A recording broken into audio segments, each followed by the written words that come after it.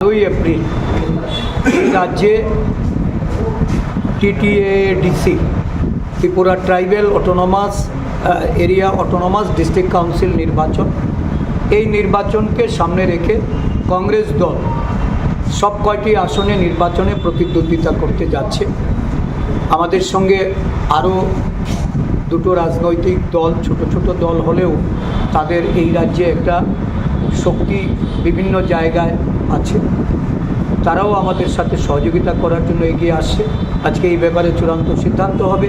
আমাদের নেতৃবৃন্দরা এসছেন, প্রত্যাশী যারা আমাদের কাছে আবেদন করেছেন তাদের সঙ্গে আজকে আমাদের মত বিনিময় হচ্ছে এবং আমরা তাদেরকে কোন কোন আসনে কে নির্বাচন লড়াই করার মতো যাদের আমরা প্রত্যাশী রূপে উপযুক্ত মনে করব তাদেরকে আমরা আজকে ক্যান্ডিডেট হিসাবে বিবেচনা করে তাকে সিলমোহর দেব। নির্বাচনী প্রস্তুতি তুঙ্গে।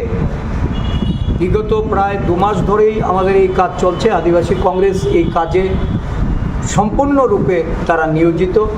আমরা ধন্যবাদ জানাই যে আমাদের সমস্ত আদিবাসী নেতৃত্বরা তারা এগিয়ে এসছেন। তারা জাতীয় কংগ্রেসের শক্তিশালী করার জন্য, জাতীয় কংগ্রেসকে এগিয়ে নিয়ে যাওয়ার জন্য এই রাজ্যে আদিবাসী জনগোষ্ঠীর মানুষের কাছে এই বার্তা তারা দিতে চাইছেন যে কংগ্রেস দল পাহাড়ে ঘুরে দাঁড়াচ্ছে, কংগ্রেস দল এই নির্বাচনে পূর্ণ প্রস্তুতি নিয়ে মাঠে নেমেছে।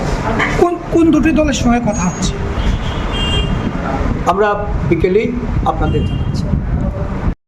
আগামী 12ই এপ্রিল রাজ্যে TTADC Tripura tribal autonomous area autonomous district council নির্বাচন, এই নির্বাচনকে সামনে রেখে কংগ্রেস দল সব কয়টি আসনে নির্বাচনে প্রতিদ্বন্দ্বিতা করতে যাচ্ছে।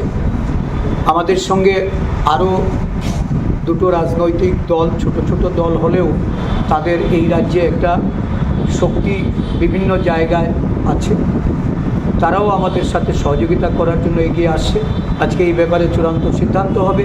আমাদের নেতৃবৃন্দরা এসছেন, প্রত্যাশী যারা আমাদের কাছে আবেদন করেছেন তাদের সঙ্গে আজকে আমাদের মত বিনিময় হচ্ছে এবং আমরা তাদেরকে কোন কোন আসনে